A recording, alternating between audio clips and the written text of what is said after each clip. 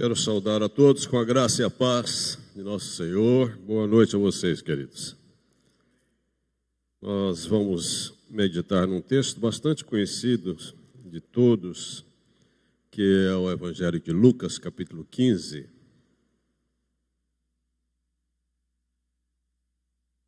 Evangelho de Lucas, capítulo 15.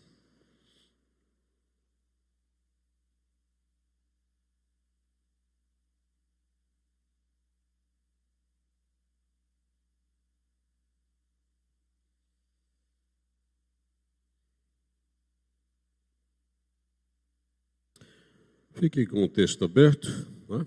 Nós vamos passear um pouquinho nessas linhas aí. Lucas capítulo 15 nos fala sobre 3 situações de perdas. A sensação de perder algo é sempre algo muito desagradável. Não só de perder algo, mas perder alguém. Sentir-se perdido em qualquer lugar também é uma sensação muito ruim, não é? Na verdade, quando todos nós passamos por alguma experiência desse tipo, há uma ebulição, né, de sentimentos dentro da gente, né? A insegurança, tristeza, medo, às vezes pânico. Um monte de sentimentos encontram-se num instante em que a gente perde algo ou alguém em algum lugar. Eu me lembro de uma vez que nós estávamos em Mogi das Cruzes, nossos filhos ainda eram pequenos, e um dos nossos filhos, em dado momento, entrou numa loja. E a gente continuou andando e não percebeu. Um segundo. E quando nós demos falta dele, cadê? Eu achava que ele estava com a mãe achava que estava comigo e ele não estava com ninguém. E é uma sensação horrível, né? Em segundos, né? A sua mente é inundada por um monte de pensamentos que vêm de uma vez só. É horrível, é horrível. Graças a Deus, só foi um susto. Capítulo 15 de Lucas, nós encontramos 3 experiências que revelam a satisfação em ter, a tristeza de perder e a alegria de achar o que se perdeu. Jesus estava comendo com publicanos e pecadores naquele momento. E os escribas e fariseus religiosos da época, ao olharem aquela cena dele estar ali comendo com publicanos e pecadores, murmuram entre eles acerca disso. Jesus então conta 3 histórias. Uma sessão de perdidos e achados. Ele começa falando da ovelha perdida. Jesus conta que um pastor tinha 100 ovelhas, uma se desgarra do rebanho. O pastor, então, percebendo a ausência de uma delas, ele deixa as 99 no aprisco, protegidas, e vai à procura da que se perdeu. As ovelhas são animais gregários, né? Vivem em rebanhos. Uma ovelha isolada, ela fica desnorteada e se torna presa fácil para qualquer predador. E se ela adoece por algum motivo ou se machuca, então aí é fatal. O pastor vai ao encontro desta e a encontra.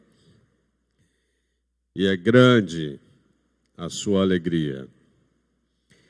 Ao contar a história da ovelha perdida, Jesus conclui dizendo: digo-vos Assim, haverá maior júbilo no céu por um pecador que se arrepende do que por 99 justos que não necessitam de arrependimento.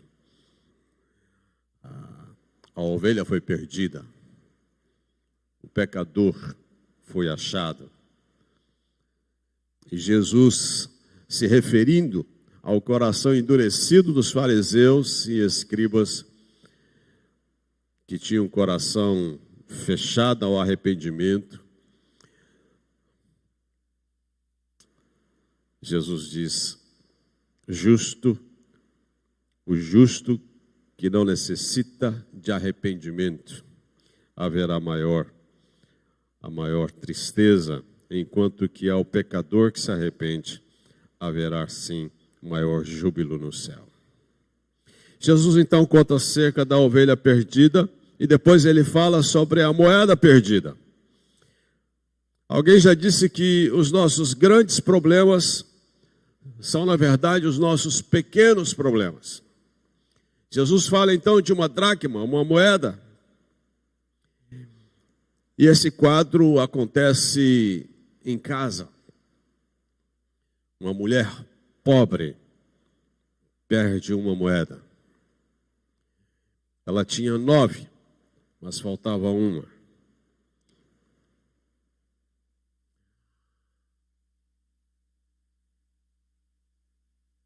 Há muitas perdas que ocorrem dentro das nossas casas. Há muitas perdas. Tem gente que nós olhamos e às vezes perguntamos a elas: o que é que te falta? Você tem isso, você tem aquilo. O que é que falta para você?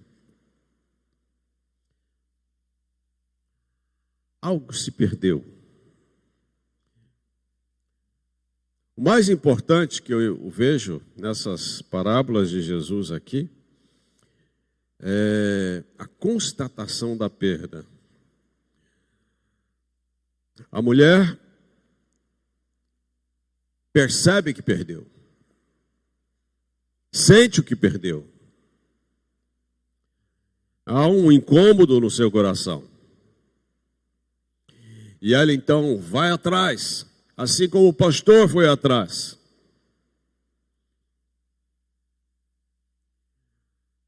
Não importa aonde você está, não importa a distância que você está, não importa as trevas que você está, ou na sujeira em que você está. O pastor foi atrás e achou. E agora a mulher vai atrás da moeda e também a encontra. Ela varre a casa. Ela põe luz na casa. Ela ilumina os cantos. E ela procura diligentemente aquilo que se perdeu. Há perdas em casa. Às vezes nós perdemos valores, né, fundamentais para que haja equilíbrio e paz em casa. O que eu quero dizer para você nessa noite é: não se contente com a perda. Vá em busca daquilo que se perdeu. Ilumine. Vasculhe os cantos. Tire a sujeira. Limpe. Mas procure diligentemente. E por fim, Jesus fala acerca do filho perdido. Uma casa que enfrenta um momento de crise. Essa parábola é conhecida como a parábola do filho pródigo. Mas poderia receber outros nomes diferentes. Perder uma ovelha é uma coisa. Perder uma moeda é uma coisa. nada se compara à perda de um filho. A dor é muito maior. A parábola do filho pródigo, Jesus conta de que certa vez o caçula chega para o pai e diz: pai, dá-me a parte que me cabe, eu quero ir embora.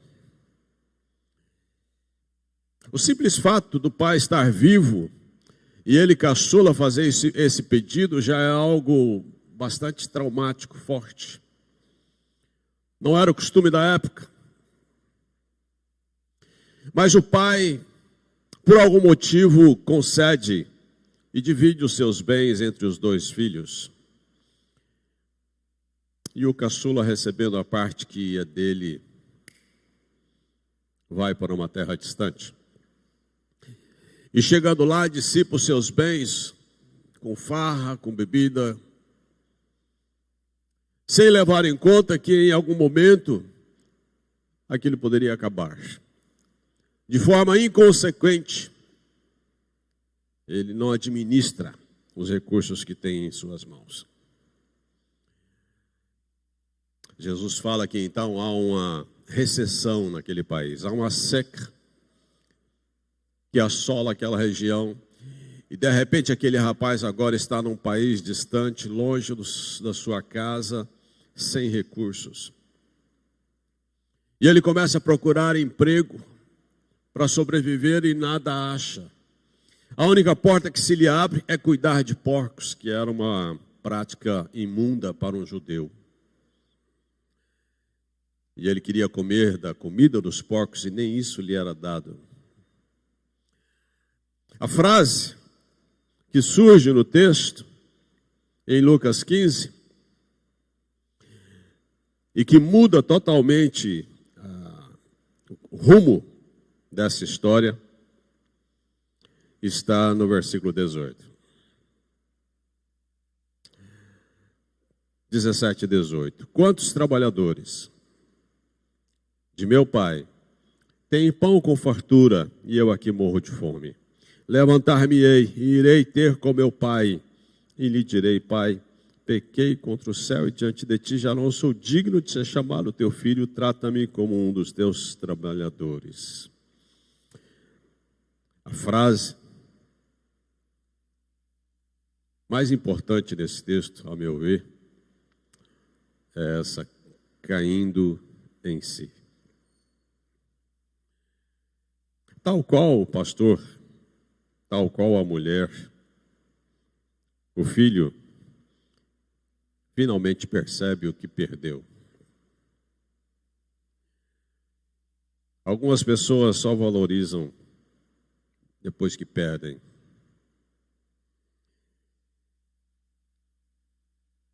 O filho reconhece, finalmente, o que ele havia deixado para trás.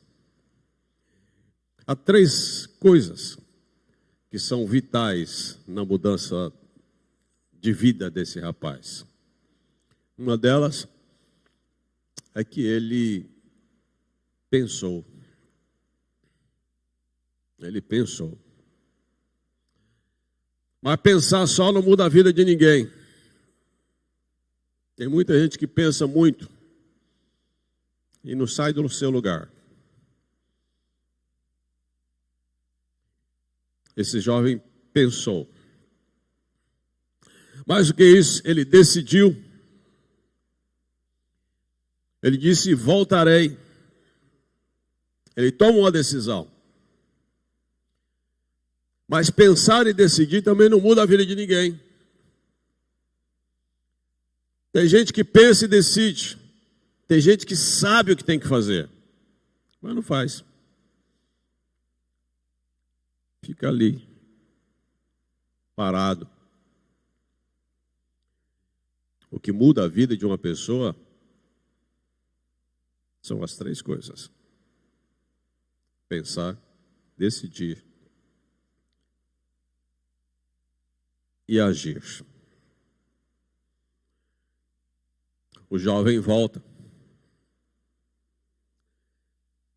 Ele de fato volta. E voltar para casa não era uma decisão fácil para esse rapaz. Afinal de contas, ele saiu da casa de seu pai honrado. Ele saiu com recursos. E agora, voltar para casa significa admitir seu fracasso. Voltar para casa agora significava voltar humilhado.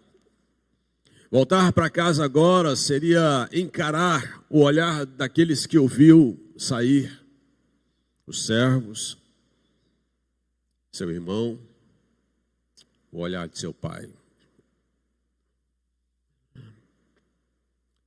Possivelmente a decisão mais difícil para esse jovem foi o de realmente voltar. Um preço precisa ser pago. E às vezes nós não mudamos porque temos que pagar um preço. O preço de abrir mão do nosso orgulho próprio, o preço de nos arrependermos, o preço de deixarmos algum pecado. O jovem paga o preço e volta. E quando ele volta, ele encontra um pai esperando, um pai que corre ao seu encontro. O pai tem pressa e o acolhe, o beija, redime a sua dignidade de filho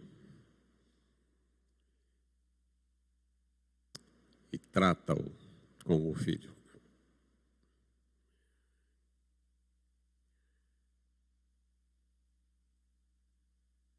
Esse jovem finalmente aprendeu que o lugar dele era com o pai. Quero te dizer uma coisa. A diferença das duas primeiras parábolas, da do filho pródigo, é que nas duas primeiras, a ovelha e a dracma tiveram de ser achadas. E a do filho pródigo, o filho deixou-se ser achado.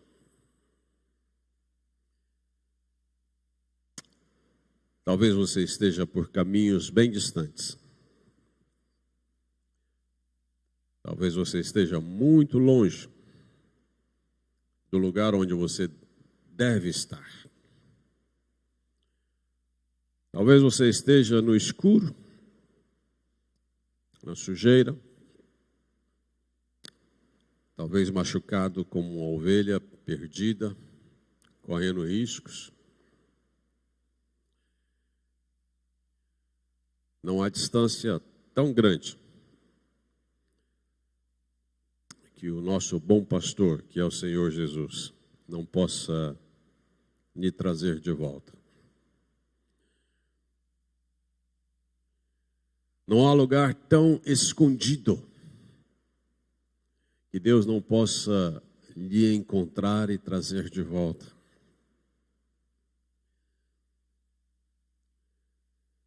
Não há pecado tão grande que Deus não possa perdoar para ter você de volta. Jesus veio buscar e achar o que estava perdido. Pense em você, pense nas suas perdas, pense no que você pode fazer, pense no que só Deus pode fazer. Vamos orar? Feche os olhos.